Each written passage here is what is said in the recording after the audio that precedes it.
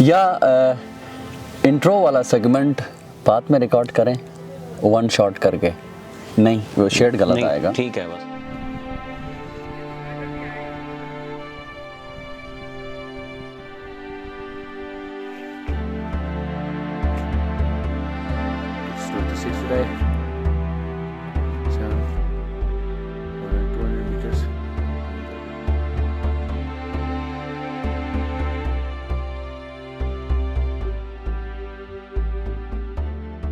अस्सलाम वालेकुम, welcome to new podcast.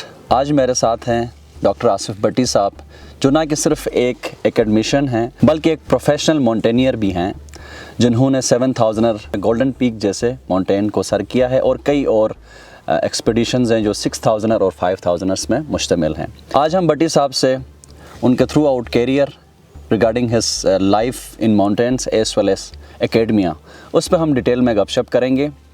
हम आए हुए हैं आज मरगला हिल्स।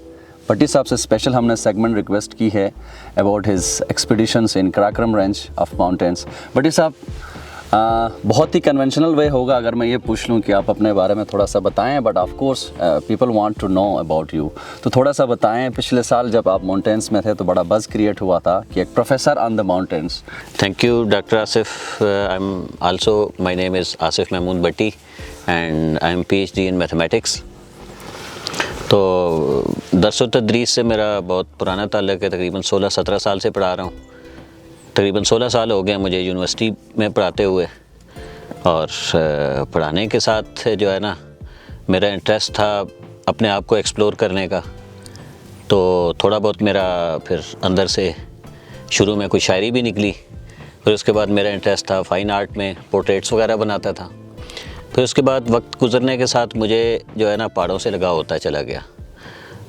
तो एक वक्त आया कि मैं जो है ना बाकी सारी चीज़ें पीछे रह गई और पहाड़ रह गए। तो अब बस पहाड़ों के लिए रह गया हूँ। अपना सिटी लाइफ जो है ना वो गमे रोज़गार है, जिसको हम कहते हैं कि पढ़ना पढ़ाना जो भी तरीका है, उसके अलावा जो बाकी टाइम बचता है वो मैं पहाड़ों के लिए वक्फ कर चुका हूँ। So nice of you for briefing about your interest. मुझे तो ये नहीं पता था कि भट्टी साहब एक अच्छे मैथमेटिशियंस होने के साथ साथ उन्होंने थोड़ी बहुत शायरी और फाइन आर्ट्स में भी। भट्टी साहब, आपका जो एकेडमिया का सफ़र है इट्स आल्सो क्वाइट लॉन्ग। मैं ख़ुद भी एक एकेडमिशियन हूँ, एक्टिव रिसर्चर हूँ, आप भी एक एक्टिव रिसर्चर हैं और रिसेंटली आपने PhD माशाल्लाह से कंप्लीट की है। तो आप ज़रा थोड़ा सा ये बताएं कि how much was that difficult कि एकेडमिया के साथ साथ चलाते हुए आपने PhD की डिग्री। ये एक्चुअली एक लॉन्ग जर्नी है इस कॉन्टेक्स्ट में भी कि मैंने जब स्टार्ट किया मैट्रिक के बाद तो I did pre medical. FSC मैंने प्री मेडिकल के साथ की। तो पेरेंट्स का होता है कि मेरा बेटा डॉक्टर बने, वो खैर समहाउ नहीं हो सका मैनेज। फिर मैंने BSc फिर डबल मैथ स्टैटिस्टिक्स के साथ की। Double math. अच्छा, ये जो एडिशनल मैथ वाला कंपोनेंट आपकी लाइफ में भी आया? नहीं, उस वक्त नहीं था, ऐसी रिक्वायर्ड नहीं था। तो मैंने सिंपल FSC के बाद BSc डबल मैथ स्टैट के साथ की, और उसके बाद फिर जो है मेरा कायद-ए-आज़म यूनिवर्सिटी में एडमिशन हो गया। MSc और MPhil मैंने स्टैटिस्टिक्स में किया। ठीक।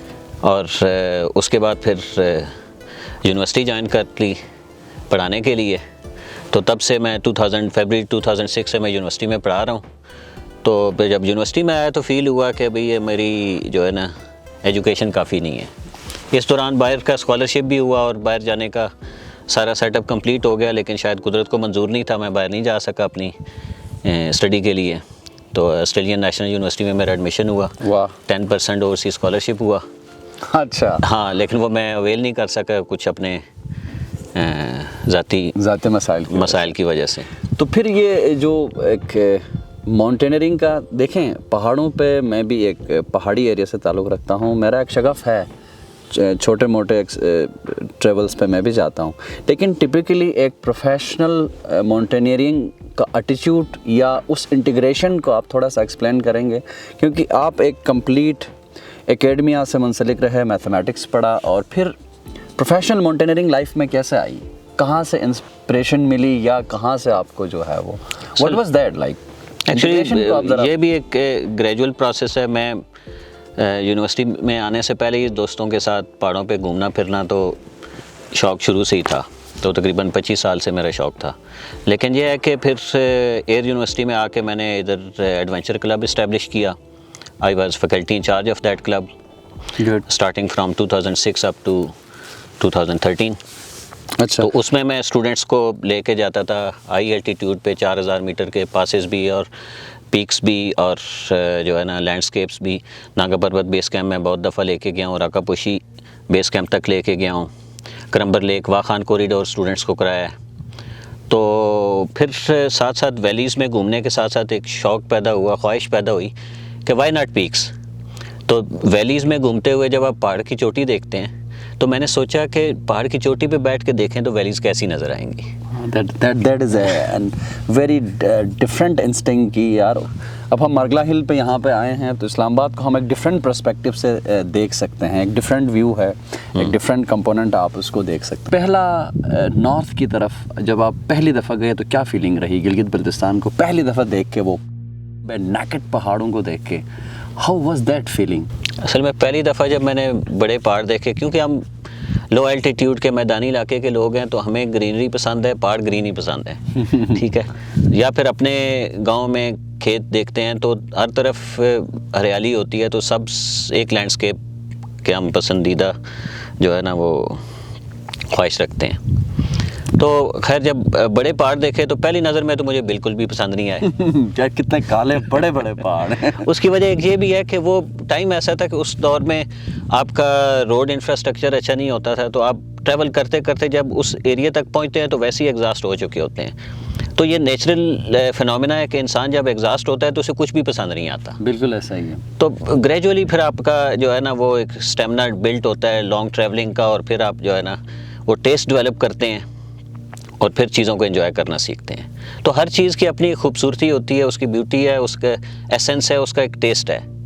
तो आपका टेस्ट अगर उसको पसंद नहीं कर पाता तो दैट डजंट मीन्स कि वो दैट थिंग इज हाँ किसी और को भी पसंद नहीं है। ये बिल्कुल एक बहुत ही एक सब्जेक्टिव चीज़ है जिसमें आप ये नहीं कह सकते हैं कि किसी को पसंद आए किसी को नहीं आ सकता है। हर एक का एक डिफरेंट ओपिनियन होता है। सो फर्स्ट एक्सपीडिशन कौन सी थी, कब और कहाँ पे? How was that experience?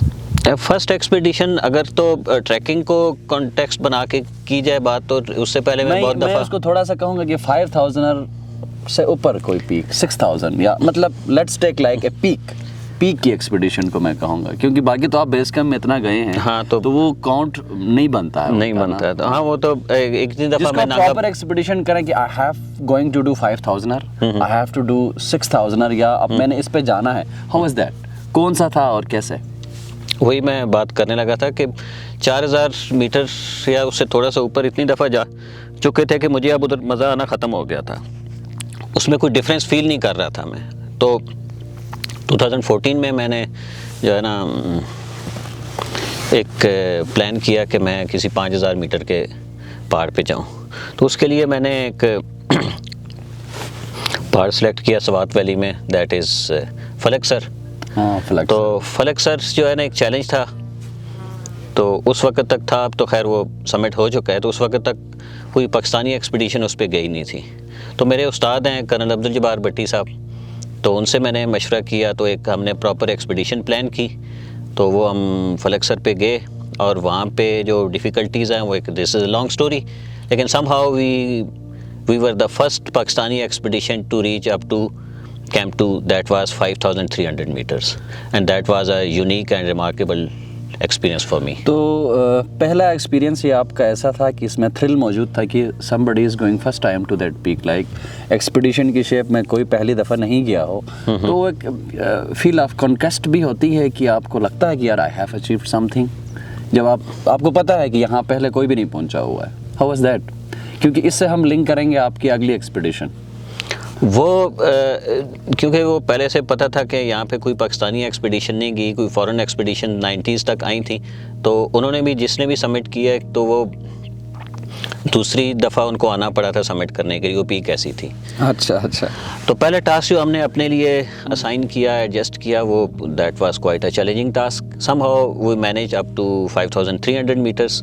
तो वहाँ पे जाके सिचुएशन ऐसी बन गई थी कि हमारे पास यही एक ही ऑप्शन था कि हम वापस चले जाएं। तो वापस जाने के लिए भी जिस रूट से आए थे हमने एक नाइफ एज रिज जो है ना वो क्रॉस करके वहाँ तक पहुँचे थे, और जब हमने वापस जाना था तो वो कॉर्निस गिर चुकी थी और वहाँ से हमारा रास्ता ख़त्म हो चुका। तो हमने एक क्वाइट डिफरेंट रूट से हमने वापस आना था, वो समहाउ मैनेज करके हम लोग वापस आए।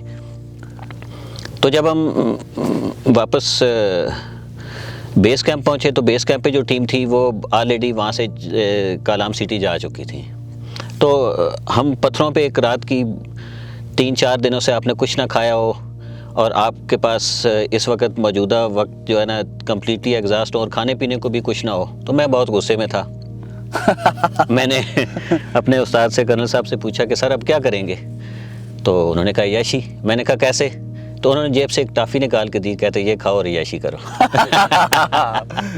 तो इट वाज क्वाइट इंटरेस्टिंग। हाँ, वो क्योंकि अब जब आपका एक्सपीरियंस नहीं होता है एक्सट्रीम कंडीशंस का, तो फिर आप जो है ना वो बहुत जल्दी पैनिक हो जाते हैं। तो फिर उन्होंने कहा यार ये तो कुछ भी नहीं है, आपने अभी जो आपके सामने फ्यूचर है, आपने बड़े बड़ी एक्टिविटीज़ करनी है, तो आप इन चीज़ों को आप माइंड करेंगे तो फिर आप आगे नहीं जा सकेंगे। खैर हम थोड़ी देर के बाद फिर नीचे शहर पहुंचे और जाके फिर ट्राउट खाई और एंजॉय किया और रिलैक्स हो गया और वो दर्द और सारा कुछ भूल गया। So that was my first experience. तो जब हम वापस पहुंचे, इस्लामाबाद वापस आए, तो मैंने कहा यार हम एक 5000 का पहाड़ करने गए थे और वो हमसे नहीं हुआ। तो बहुत सारे और लोग भी थे, तो मैंने अपने लिए एक चैलेंज समझा। तो नेक्स्ट ईयर के लिए मैंने अपना एक चैलेंजिंग टास्क एक और असाइन किया, जो कि पहले पाकिस्तानी किसी और ने भी नहीं किया हुआ था, एंड दैट वाज खुसरगंग। अच्छा, जिस पे अभी वो अभी विंटर में भी कोई बच्ची गई? हाँ, विंटर में भी गई थी, लेकिन वो खैर विंटर में तो उस बच्ची से समिट नहीं हुई। लेकिन यह है कि उस वक्त तक कोई पाकिस्तानी एक्सपीडिशन उस पर नहीं गई हुई थी। तो वो आप लोग समिट करके आए, कंप्लीट किया उस एक्सपीडिशन? हाँ, वो हमने कंप्लीट समिट की और क्वाइट यूनिक एक्सपीरियंस था, क्योंकि आप खुसरगंग की समिट पे खड़े होते हैं तो पाकिस्तान के सारे 8000 आपको सामने नज़र आते हैं, नागा पर्वत भी और काराकोरम रेंज के भी सारे।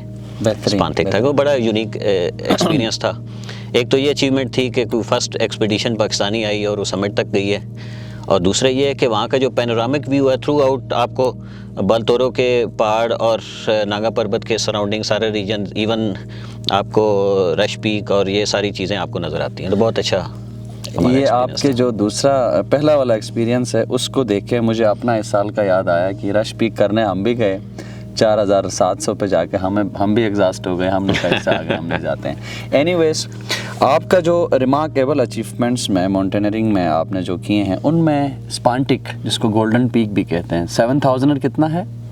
7027 मीटर्स है। 27, यानी इट इज़ लाइक 7000 का एक खूबसूरत पहाड़ जो शिगर और हरामश के बीच में है।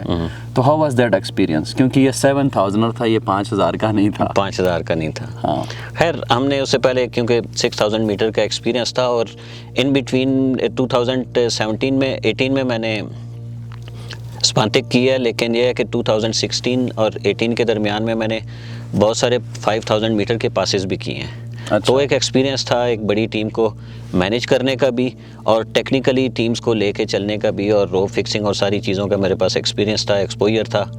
तो अपने स्पांटिक आप किसी टूर को जो हमारे हैं एक्सपीडिशंस हैंडल करते हैं उनके साथ गए थे, या आपने कोई खुद फॉर्मुलेशन की थी किसी टीम की? 1000 is a too much challenge, ठीक है, जिस पे अगर आपने प्रोफेशनल अप्रोच नहीं लड़ाई तो वहीं सतपारा वाली बात है कि एक गलती से आपकी जान ऐसे जा सकती है आपको पता भी नहीं चलेगा। सो उसके बारे में थोड़ा सा बताएं। I am very interested in this expedition. वो एक्सपीडिशन एक्चुअली मैंने जो है ना अपने जो दोस्त जो मेरे साथ चंद सालों से एक्सपीडिशन और एक्टिविटीज़ करने जा रहे थे और कर रहे थे, तो उनके साथ मैंने प्लान करके उनको कहा कि हम अब 6000 मीटर को क्रॉस करके 7000 मीटर के जो है ना रीजन में जाना चाह रहे हैं, तो एक अच्छी सी एक्सपीडिशन प्लान करते हैं। तो उस सिलसिले में अगर देखा जाए तो स्पांतिक जो है ना that is one of the most interesting mountain for that purpose, क्योंकि ये बहुत ज़्यादा डिफ़िकल्ट भी नहीं है, इतना आसान भी नहीं है खैर, क्योंकि इसकी रिज अगर देखी जाए तो किसी भी 8000 मीटर के पहाड़ के बराबर की रिज है, क्योंकि इतनी लंबी आपको ट्रेवर्स करनी पड़ती है। तो लेकिन ये है कि ये 7000 मीटर की रेंज के जितने भी पहाड़ हैं उनके हिसाब से ये आसान पहाड़ है। अब 7000 नहीं, मुझे एक चीज़ समझ नहीं आती, 7000 के रेंज में हरामुश पीक भी है, एवलांच प्रोन है, रागापोशी भी 7000 और सम, वो तो काफ़ी 7800 या 9000 के 900 के करीब है, यानी नियर टू 8000 है। इस तरह के और भी हैं। तो आसान के अलावा आप लोग कैसे इस्तेमाल करते एक्चुअली आसान is a relative term, that doesn't means के that is easy for everyone. ये बहुत सारी इंटरनेशनल एक्सपीडिशन स्पांतिक समिट नहीं कर पाती हैं और वापस आ जाती हैं। इतना भी ही आसान नहीं है। तो लेकिन ये है कि जस्ट रिलेटिव टर्म आसान। तो बहरहाल ये है कि फीलिंग थी जब पहुंचे, समिट किया, रख दिया जी, देख लिया, हाउ वाज दैट फीलिंग? क्योंकि वहाँ से भी नज़ारे बड़े प्यारे हैं। स्पांतिक का बेस कैंप जो है ना 4300 मीटर पे, तो हमारी एक इंटरनेशनल एक्सपीडिशन थी जिसमें स्वीडन के लोग भी थे और हम पाकिस्तानी भी थे, और मैंने उस एक्सपीडिशन को लीड किया। और जब बेस कैंप हमने बनाया तो उस वक्त से पहले रूटीन ये थी कि लोग मिड जुलाई में कहीं जाते थे और अगस्त में स्पांतिक समिट अटेम्प्ट करते थे, जो कि सरासर गलत है, क्योंकि इस रीजन का जो एक्चुअल टाइम है वो मिड जून से लेट होना नहीं है। तो आप मिड जून में अगर एक्सपीडिशन करते हैं तो दैट मीन्स कि आपकी सक्सेस की पहली जो है ना वो स्टेप यही बन जाता है कि आपने प्रॉपर टाइम पे उस एक्सपीडिशन को स्टार्ट किया है। तो हमने जब मिड जून में इसको स्टार्ट किया तो जून के एंड होने से पहले हम वहाँ बेस कैंप पे थे, और वहाँ पे सिनेरियो ये था कि बेस कैंप फुली कवर्ड था, और बेस कैंप से कैंप 1 जाते हुए भी हमें कुछ जगहों पे रो फिक्स करनी पड़ी। उस वक्त इतनी स्नो थी। खैर जब हम कैंप 1 पहुँचे तो वहाँ पे 5084 मीटर पे कैंप 1 है। तो कैंप 1 पे हमें जो है ना पहली दफ़ा प्रॉपर सेंस में इतने करीब से स्पांतिक का नज़ारा मिला। तो मेरा एक जो दोस्त था वो उसको देख के रो पड़ा। तो उसने कहा, उसके आंसू निकला, उसने कहा यार बहुत खूबसूरत पीक है और मैंने करके जानी है। तो मैंने कहा यार हम साथ हैं और हम इंशाल्लाह करके जाएंगे, डोंट वरी अबाउट दैट। तो एक अच्छा जो है ना वो अकॉम्प्लिशमेंट इज लाइक जॉय ना। हाँ। यही माउंटेनियरिंग का है कि आप जब समिट करते हैं तो देयर इज अ जॉय, लेकिन उसके पीछे आपके बहुत सारे चैलेंजेस होते हैं, बहुत सारी तकलीफें होती हैं। एक सवाल यहाँ से दोबारा आपको थोड़ा एकेडमिया से खींच करके आगे ले जाएंगे, कैसे मेंटेन करते हैं? क्योंकि आपका तो दरसो तदरीस का सिलसिला कंटिन्यूस चल रहा है, सेमेस्टर सिस्टम है, सुपरविजन है, एकेडमिक भी आपकी कुछ जिम्मेदारियाँ थी और एडमिनिस्ट्रेटिव भी कुछ मेरे ख्याल में रही हैं, तो कैसे मैनेज होता है? वो किसी ने क्या खूब सवाल किया था कि what is the reason behind joining your academic career. So my answer was that is all because of June, July and August. 3 महीने की छुट्टियों की वजह से। तो हमें छुट्टियां होती हैं, तो असल टाइम ही वो होता है पहाड़ों पे जाने पर। किसी भी 4000, 5000, 6000, 7000, 8000 मीटर के पहाड़ पे जाने का जो एक्चुअल टाइम है वो एकेडमिक लो एल्टीट्यूड पे वो छुट्टियां होती हैं, तो हम उसको मैनेज कर लेते हैं। वैसे भी इतना इशू नहीं है कि हमारे इस्लामाबाद में रहते हैं तो चंद घंटों की मसाफत पे 4000 मीटर के पहाड़ तो अवेलेबल है। तो हम लॉन्ग वीकेंड पे आराम से जाके ना अपनी प्रैक्टिस करते रहते हैं। बड़े साहब, ये अब जो पिछले साल जो 2021 का आपका एक्सपीडिशन था, आप और साद मोहम्मद लाहौर से जी बिल्कुल एंथुसियास्ट और बहुत अच्छे माउंटेनियर हैं। अभी मुझे ज़्यादा डिटेल नहीं पता उनके, बहरहाल मैं उनको फॉलो करता हूँ। कैसा रहा ब्रॉड पीक का एक्सपीरियंस? फर्स्ट 8000 अटैम्प्ट था और वहाँ पे एक इन्वायरमेंट भी डिफरेंट था, क्योंकि एक सर्च ऑपरेशन का भी था। मोहम्मद अली सतपारा के फर्जंद साजिद अली सतपारा, इलिया जो कनेडियन फिल्म मेकर और माउंटेनियर हैं, और भी लोग थे। तो वो एक तो डिफरेंट आपकी माउंटेनियरिंग की कम्युनिटी में एक फीलिंग भी डिफरेंट थी, और आपका एक एक्सपीडिशन भी फर्स्ट 8000 था। कैसा रहा 2021 समर का एक्सपीरियंस बलतोरो ग्लेशियर से लेके ब्रॉड पीक तक का? क्योंकि इससे पहले मैं बलतोरो पे कभी गया नहीं था, तो बलतोरो पे जाने से पहले मैंने अपने आप को तैयार किया था मरगला हिल्स पे, इन्हीं पहाड़ियों पे, और पर्पज़ ये था कि मैंने विदाउट ऑक्सीजन और विदाउट पोर्टर जाना है। So that means I have to carry my 20 kg bag on my own shoulder. तो ये चैलेंजिंग टास्क था कि आप जो है ना उस एल्टीट्यूड पे 5 किलो उठा के चलना बड़ी बात होती है। पोर्टर्स भी 2 किलो भी नहीं उठाता भाई, और आपके कैमरा उठाता हूं मैं, आपके पोर्टर्स भी 15 kg उठाते हैं, तो मैं 20 kg या सम टाइम इससे भी ज़्यादा उठा के मैंने क्लाइंबिंग की है। और कैंप 3 तक विच वाज 7200 मीटर्स, और some time they establish it at 7300 meter, वहाँ तक मैं अपना बैकपैक खुद उठा के लेके गया हूँ। तो वो खैर उसकी अगर आपने तैयारी की हुई है, अपनी फ़िटनेस है, तो कोई मुश्किल काम नहीं है।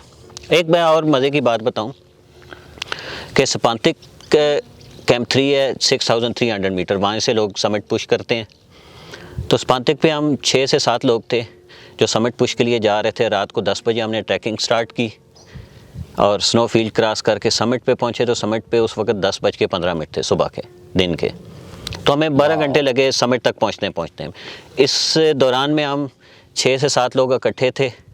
तो फिर भी जो है ना वो मुझे कोई टफ़ फील हो रहा था, एल्यूसिनेशन भी हुई रात को 2-3 बजे, जो कि जो टाइम होता है कि जब आप जो है ना वो आपका दिमाग काम नहीं कर रहा होता है, but you have to move. लेकिन अब मैं इसको लेके आता हूँ अपने एक्सपीरियंस की बेस पे ब्रॉड पीक पे। तो ब्रॉड पीक पे मैंने कैंप 2 जो 6300 मीटर है, वहाँ से मैंने अपनी ट्रैकिंग स्टार्ट की, क्लाइंबिंग स्टार्ट की इनफैक्ट, और रात को 9 बजे, और मैं अकेला था और सारी रात मैं पैदल चला हूँ। और सुबह 7 और 8 बजे के दरमियान में मैं कैंप 3 पहुँचा हूँ, विच वाज 7300 मीटर। तो सारी रात मैंने अकेले सफ़र किया और मुझे ज़रा से भी फीलिंग्स नहीं हुई कि मैं कहीं विल्डरनेस में हूँ या मुझे कोई टेम्परेचर का कोई इम्पैक्ट हुआ हो, क्योंकि मेरे बैकग्राउंड में एक्सपीरियंस था 7000 मीटर का। तो कोई भी काम अब जब आप एक्सपीरियंस के साथ करते हैं तो कोई ऐसा इशू नहीं होता। तो अनफॉर्चुनेटली समिट नहीं हुआ। टेक्निकल रीजंस क्या थी? क्योंकि ना होना इस पार्ट ऑफ माउंटेनियरिंग कि हर कोई जाता है वो समिट तो नहीं करता, या हर कोई फिर ऐसा नहीं है नाकाम भी नहीं होता। नाकामी तो कोई नहीं होती है, लेकिन you reach to some extent, आप पूरा नहीं कर पाए, लेकिन ठीक है। तो क्या वजूहात थी कि आपका समिट, आप साथ दोनों थे मेरे ख्याल में? हाँ, मैं और साथ दोनों थे। टेक्निकल ग्राउंड्स थे क्या, मतलब व्हाट वाज द पॉइंट कि जिस पे ये लगा कि नहीं यार we can not move further, हम नहीं जा सकते? एक्चुअली स्पांतिक पे ब्रॉड पीक पे जब हम समिट पुश के लिए गए तो उससे 10 दिन पहले ये ब्रॉड पीक 2021 में समिट हो चुकी थी।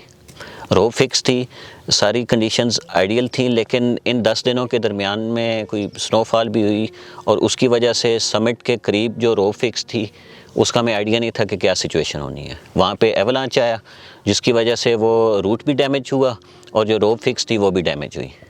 तो हम लोग जब कैंप 3 पहुँचे तो मैं अकेला नहीं था, हम तकरीबन लोकल और इंटरनेशनल क्लाइंबर्स मिला के हम तकरीबन 24-25 लोग थे। तो जब हम कैंप 3 से ऊपर रात को स्टार्ट किया हमने 9 बजे, तो एक मकाम आया जहाँ पे वी बनता है और वी से हम ऊपर फिर समिट पुश के लिए अटैम्प्ट लेते हैं। वहाँ जाके लोगों ने फिर वापस आना शुरू कर दिया, क्योंकि मैं तो उतना फिट नहीं था, क्योंकि मैं नीचे से लोड कैरी करके आया था। तो जो लोग स्ट्रॉन्ग थे, जो पहले एक दफ़ा जो पोर्टर्स के साथ थे, तो वो वापस आना शुरू हुए। और ये वक्त था कोई रात के 2:30 बजे का। तो वहाँ पे आके उन्होंने कहा जी कि ऊपर रोप डैमेज होगी, ऊपर एवलांच आया तो उसकी वजह से हम ऊपर नहीं जा सकते, तो we have to go back. एक जगह थी 5400 मीटर पे, वहाँ थोड़ा सा एरिया था कि जहाँ पे जो है ना 8-10 बंदे बैठ सकते हैं। हम लोग बैठे और वो लोग 10 मिनट बैठ के चले गए और मैं अकेला रह गया। फिर से अकेला हो गया और मैं तकरीबन आधा घंटा वहाँ पे रात को 3 बजे से थोड़ा 2 मिनट पहले तक मैं वहाँ आधा घंटा बैठा रहा और सोचता रहा कि मैंने क्या गलती की है। इतनी मेहनत करके, इतने फाइनेंसेस और इतनी अपनी लिमिटेशंस को, सारे बैरियर्स को क्रॉस करके यहाँ तक पहुँचा हूँ और यहाँ से मैं ऊपर नहीं जा पा रहा। और ये फिर एक बहुत बड़ा डिसीजन था कि मैं ऊपर जाऊँ या नहीं जाऊँ। लेकिन wise decision as a mountaineer हर एक को लेना चाहिए कि मैंने कहा ये पहाड़ इधर ही है, मैं फिर कभी आ जाऊँगा, अभी मैंने वापस जाना है। तो मैं अकेला था, कैंप 3 पे आया और इस दौरान में मैं, क्योंकि फ़िज़िकल एग्जॉस्ट होना एक अलग चीज़ है, लेकिन जब मेंटली एग्जॉस्ट हो जाए तो फिर आपके लिए जो है ना चलना मुश्किल हो जाता है। मैं 10 कदम चलता, गिर जाता और सम टाइम मैं 10 मिनट वहीं पे बैठा रहता। इमेजिन करें -15 to -20 टेम्परेचर था और रात को अकेला मैं बस बैठा रहता, फिर लेटा रहता, सोचता रहता, फिर उठता, फिर चलना शुरू कर देता, फिर 10 मिनट चलता, फिर गिर जाता। तो इसी रूटीन में मैं करते कराते कैंप 3 पहुंचा। तो लेकिन कैंप 3 तक पहुंचते पहुंचते अपने आप को मैं बकअप कर चुका था कि कोई बात नहीं, मेरे किस्मत में यहाँ तक लिखा था। तो यही है, कराकोरम तो यही है, तो दोबारा आ जाएंगे। तो बस फिर जो है हार्ड, इट वाज हार्ड।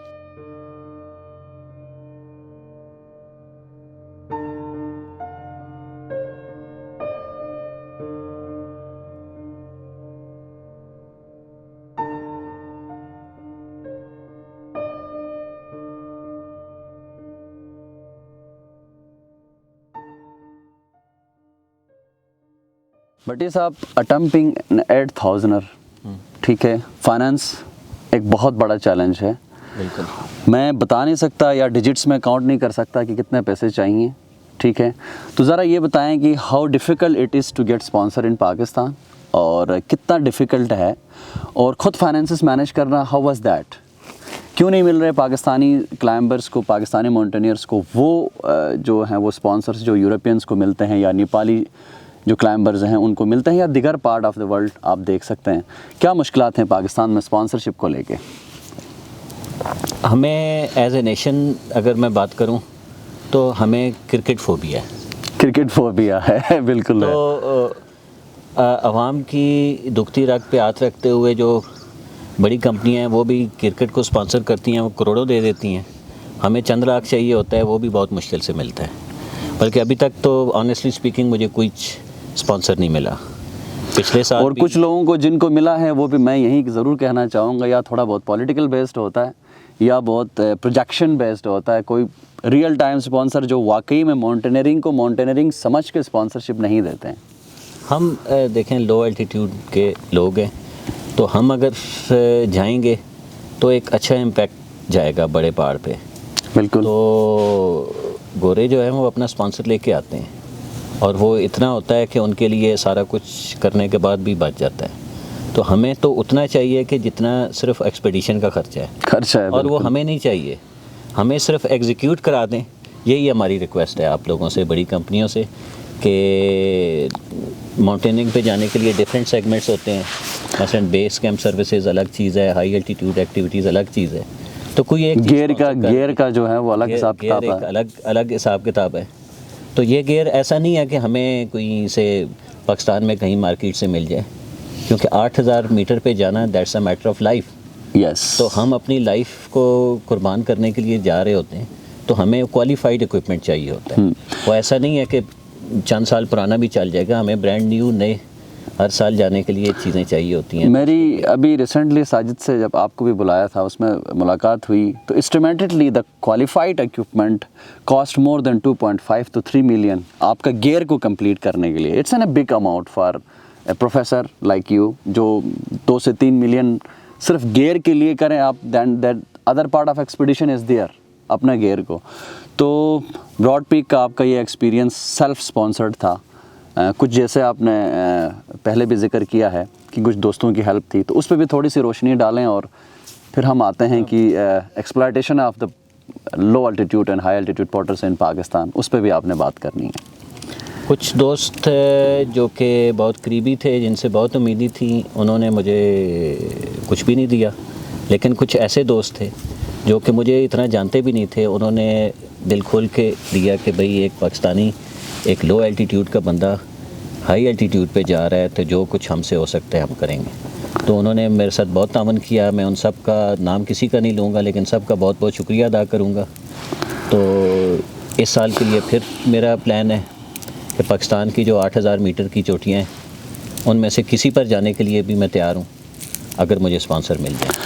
तो भाई देखें, क्रिकेट के लिए स्पॉन्सर करते हैं, साइकिलिंग के लिए भी स्पॉन्सर करते हैं आप लोग। हाई एल्टीट्यूड माउंटेनियरिंग एक मजाक स्पोर्ट्स नहीं है, दुनिया का सबसे स्ट्रॉन्गेस्ट और सबसे टफ सपोर्ट माना जाता है, जिसमें लाखों मिलियन डॉलर्स लगते हैं every year from Europe, from other part of the world. तो यार अपने हीरोज़ की कदर करें, उनको स्पॉन्सर करें, ताकि आपका फ्लैग जो है वो आपके फ्लैग कैरियर है, इज़ एम्बेसडर, ठीक है, उस कम्युनिटी में हमारे लोग भी शामिल हों। ये एक बहुत इंपॉर्टेंट सेगमेंट है। और भट्टी साहब ये भी बताएं कि जो लो एक नेपाल का एक माउंटेनियरिंग का जो है वो स्ट्रक्चर है, वहाँ कानून है, वहाँ मिनिमम वेज का एक कॉन्सेप्ट है। आपके पास जो स्कर्दू के अंदर जहाँ अस्कोले से आगे जब आप अपने एक्सपीडिशन को स्टार्ट करते हैं, वहाँ पे मैंने सुना है, दोस्त बताते हैं, फ़र्स्ट हैंड इन्फॉर्मेशन है कि बहुत ज़्यादा एक्सप्लॉयटेशन होती है हमारे low altitude and high altitude porters के साथ। प्रोफेशनलिज्म में बात नहीं कर रहा, I have some conflicts with the our high altitude porters as well, जो कि आपके एक निजी महफिल में आपसे बात हुई थी। लेकिन फिर भी एक जो लो अल्टीट्यूड पोर्टर है, जो अस्कोले से आपका सामान लेके कनकोडिया पहुँच रहा है, बलतोरो पहुँच रहा है, उसकी एक्सप्लॉयटेशन भी एक एक्सट्रीम लेवल पे है। उस पे गवर्नमेंट की क्या हिकमत अमली होनी चाहिए, आने वाली कम्युनिटी जो माउंटेनियरिंग की है उसको भी ज़रा ख्याल करना चाहिए कि यार गरीब लोग हैं, अगर मजबूर है तो उसका फ़ायदा ना उठाया जाए। उस पर अगर if you want to talk about something. अगर मैं इस हवाले से बात करूं तो वो जो आखिरी गांव हैं, ओशे कह लें या स्कोले कह लें, वो दुनिया के आखिरी गांव हैं। उसके बाद सिर्फ विल्डरनेस होती है, उसके बाद लाइफ नहीं होती। तो वो लोग सारा साल कसम पुरसी की हालत में ज़िंदगी गुजारते हैं कि जब सीज़न आएगा तो कुछ मिलेगा, ट्रैकर आएंगे, कुछ क्लाइंबर आएंगे, तो हमारे चंद महीनों के लिए घर का चूल्हा जल जाएगा। और वो चंद महीने ही उनके मुश्किल से गुजरते हैं, उसके बाद वो इंतहाई कसम पुरसी की हालत में ज़िंदगी गुजारते हैं। तो ये गवर्नमेंट को एक प्रॉपर स्ट्रक्चर डेवलप करना चाहिए ताकि जो है ना उनके रोज़गार इतना हो सके कि वो सारा साल सुकून से ज़िंदगी गुजार सकें। अब सोर्स ऑफ इनकम उनके पास अगर स्पेशली उन एरियाज़ की बात करें तो उनका सोर्स ऑफ इनकम है ही यहीं जहाँ पे एक माउंटेनियर ने आना है, कुछ एक्सपीडिशंस ने आना है, उन्होंने वहाँ से रोज़गार कमाना है। That's suppose to be properly regularise ना, होना चाहिए कि ये रेगुलराइज्ड हो, प्रॉपर एक स्ट्रक्चर हो माउंटेनियरिंग का। यार ये देखें, पहले भी मैंने बात की थी कि दुनिया में कोई भी काम एक प्रॉपर ऑर्गेनाइजेशन के थ्रू ना करें तो वो एक हैपहैज़र्ड एक्टिविटी होती है। बिल्कुल बिल्कुल, वो नो डाउट, ओरिएंटेड नहीं होती। बिल्कुल ऐसा ही है। तो पाकिस्तान में इसको एक पैटर्नाइज करें, एक स्ट्रक्चर के थ्रू लेके आएँ। और नेपाल जैसा मुल्क जो कि सिर्फ माउंटेनियरिंग की बेस पे अपनी पूरी इकॉनमी रन कर रहा है, हम इतना रेवेन्यू जनरेट कर सकते हैं कि कम से कम गिलगित बल्तिस्तान सेल्फ इंडिपेंडेंट हो जाए। तो वो सारे साल की एक्टिविटीज़ के लिए उनके पास रीज़नेबल रेवेन्यू आ सकता है। ह्यूमन रिसोर्स डेवलपमेंट एक पार्ट है जो कि हम थोड़ा सा लैग करते हैं नेपाल की निस्बत। पाकिस्तान में नेपाल से ज़्यादा चैलेंजिंग माउंटेन्स हैं, लेकिन बदकिस्मती से हमारे उतने ह्यूमन रिसोर्स डेवलप नहीं है, हम इतने स्किल्ड नहीं हैं। मैं माउंटेन वर्कर्स के हवाले से बात कर रहा हूँ कि उसके ऊपर सारी दुनिया रिलाई करके पाकिस्तान में आए। तो वो ज़्यादातर ये होता है कि वो नेपाल से या किसी और कंट्री से वो माउंटेन वर्कर को लेके आते हैं और समिट को इंश्योर करते हैं। चूँकि आपका प्रोफेशनली एफिलिएटेड हैं आप दर्स व तदरीस से, तो एक माउंटेनियरिंग का स्कूल की भी बात चल रही थी, माउंटेनियरिंग स्कूल अलबत्ता शिगर में कुछ, तो इस तरह से इसका infrastructure plus human resource development भी की जा सकती है ताकि ये जो शोबा है हाई एल्टीट्यूड माउंटेनियरिंग का या नॉर्मल ट्रैकिंग का भी बेस कैंप्स तक, इसको ज़रा इन्हांस किया जाए और उसको इकोनॉमिकल बेस और उस पर्सपेक्टिव से देखा जाए, ये ज़रूरी है। गवर्नमेंट उस इलाके के बेरोज़गार जवानों को क्वालिफाइड इक्विपमेंट प्रोवाइड करे और उनको रिक्वायर्ड स्किल प्रोवाइड करे और उनको सर्टिफाई करे। और फिर वो जो सर्टिफाइड लोग हों उनको ऑफ कोर्स ज़्यादा वेजेस मिलनी चाहिए, उनका हक बनता है। तो पहले एक इंफ्रास्ट्रक्चर डेवलप तो हो ना, एक इंस्टीट्यूशनल लेवल पे एक सेटअप बनेगा तो फिर जो है ना ये आगे बातें जो है ना आसान हो जाएंगी। तो इसके लिए ज़रूरी है कि जैसे हमारे पास एटलीस्ट एक नेपाल का मॉडल तो एग्जिस्ट करता है, तो हम उसी को फॉलो कर लें तो हम एक्सेल कर सकते हैं इस फील्ड में। अभी भी हमारे पास जो हैं वो चूँकि लेक ऑफ लोकल जो पोर्टर्स हैं, हाई एल्टीट्यूड पोर्टर्स हैं, कम होने की वजह से शायद कुछ लोग कम भी आ रहे हैं, क्योंकि you are hiring someone from Nepal, it is going to be very expensive, he has to travel all the way Pakistan, उसने यहाँ पे आके चीज़ें इस्टेब्लिश करनी हैं, so it's a big thing.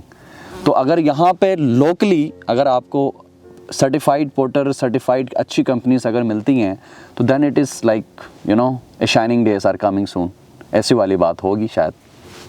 वही बात है ना कि अगर एक $50,000 दे के एक फ़ॉरेन क्लाइंट आ रहा है तो पाकिस्तान में अगर सिर्फ $5,000 लग रहे हैं तो बाकी रेवेन्यू अगर किसी और कंट्री के पास जा रहा है, किसी और की जेब में जा रहा है, तो एटलीस्ट पाकिस्तान में तो आना चाहिए ना। उसके लिए ज़रूरी है कि हम अपनी स्किल्स डेवलप करें। बिल्कुल इंस्टीट्यूशनल लेवल पे पहले एक इंफ्रास्ट्रक्चर डेवलप करेंगे तो फिर ही हमारे जो है ना ह्यूमन रिसोर्स डेवलपमेंट होगी। इससे जो अगला मेरा सवाल है या मैं आपसे इनपुट लूँगा वो ये है कि इको माउंटेनियरिंग का मैं कॉन्सेप्ट देखना चाहता हूँ। इको टूरिज़म का कॉन्सेप्ट सारी दुनिया में चल रहा है, आपने खुद इस दफ़ा एक्सपीरियंस किया है, डिफरेंट ट्रैक्स में आप जाते रहे हैं, you see a lot of waste, human created waste, जिसमें प्लास्टिक बॉटल्स और ये चीज़ें बहुत ज़्यादा जो नॉन डिग्रेडेबल है वो भरा पड़ा है आपके बलतरों के ऊपर और डिफरेंट कैंप साइट्स पे। तो क्या स्ट्रक्चर आप देखना चाहते हैं, या क्या कुछ ऐसा होना चाहिए ताकि आपकी बिग माउंटेन्स के जो बेसिस हैं या जो बिग माउंटेन्स भी हैं वो भी क्लीन रहें? आप जैसे पिछली दफ़ा मैंने देखी वीडियोस उस K2 की, इतना जो है वो कचरा रस्सियों की शेप में और चीज़ों की शेप में, इवन कैंप 1 से लेके 3 तक भी इतना कुछ है। तो क्या स्ट्रक्चर होना चाहिए कि we could have done something better before, या अब क्या करना चाहिए जो कि ज़रूरत है वक्त की, ताकि हम इस इको माउंटेनरिंग या इको टूरिज़म को प्रमोट कर सकें, ताकि सस्टेनेबल हो थोड़ा सा ना, कचरा ना बने। People are going there to have some sense of beauty and some sense of nature. हम ऐसा करते हैं कि एक मसले के हल के लिए, एक प्रॉब्लम के लिए एक इदारा खड़ा करते हैं, और जब वो इदारा काम नहीं करता तो उसके ऊपर एक और इदारा खड़ा कर देते हैं। तो इदारा खड़े करना और उसके ऊपर एक और इदारा खड़ा करना, उससे ज़्यादा ज़रूरी है कि एक एफिशिएंट मैकेनिज़्म बनाया जाए। अभी मिसाल के तौर पे बलतोरों की क्लीन अप के लिए एक छोटा सा सेटअप लोकल लेवल पे बन चुका है, उसको गवर्नमेंटल कह लें या नॉन गवर्नमेंटल कह लें, ठीक है, लेकिन वो एफिशिएंटली परफॉर्म नहीं करता। तो ह्यूमन वेस्ट जो कि बायोडिग्रेडेबल नहीं है, वो वहाँ पे साल से पड़ा हुआ है। बिल्कुल। तो उसके लिए वो जो इदारा है वो हर ट्रैकर से, हर माउंटेनियर से एक फ़ीस ले रहा है, तो वो उस फीस की प्रॉपर कंजम्पशन होनी चाहिए, उसकी यूटिलाइजेशन होनी चाहिए डेफिनेटली, ताकि जो है ना वो उसी पर्पज़ के लिए कि वो बलतोरो साफ़ रहे।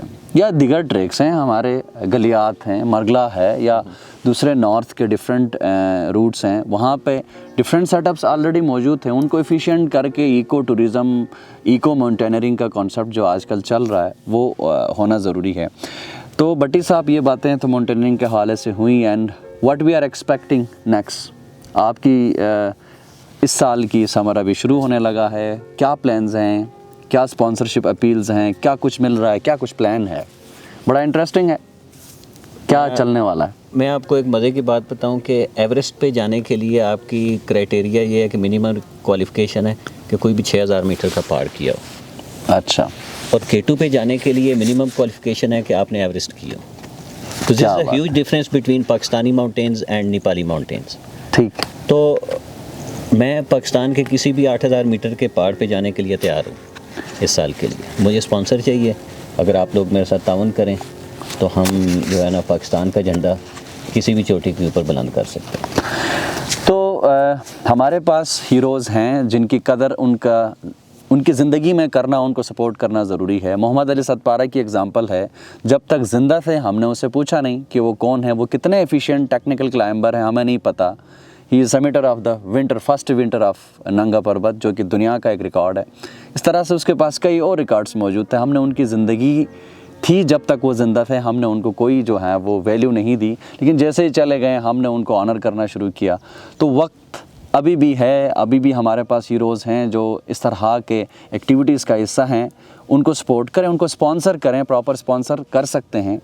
और भट्टी साहब, इस दफ़ा आप किसी भी माउंटेन में जाएंगे तो I will provide you the GoPro। मैं चाहता हूँ कि आप उस एक्सपीडिशन को प्रॉपरली शूट करें और उसको डॉक्यूमेंट्री का हिस्सा बना के लाएं, तो हम आपकी डॉक्यूमेंट्री को सारी दुनिया को दिखा सकें। तो मेरी तरफ से आपको GoPro इस दफ़ा का स्पॉन्सर है।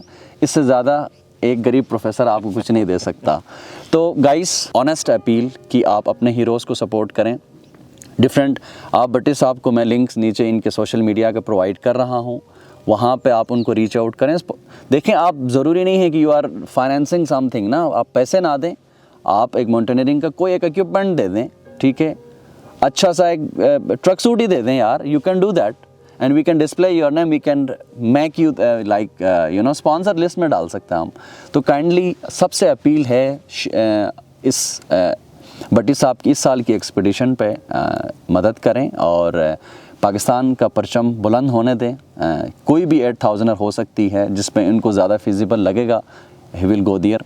तो थैंक यू सो मच भट्टी साहब for your insights about mountaineering and your self और पाकिस्तान की mountaineering plus the challenges Pakistani mountaineering is facing.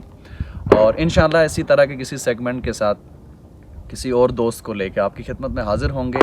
भट्टी साहब को ज़रूर सपोर्ट कीजिएगा और इनके डिटेल्स मैं नीचे डाल रहा हूँ। हमारे चैनल को भी सब्सक्राइब करें, लाइक करें और शेयर करें। फ़े अमान अल्लाह। Thank you.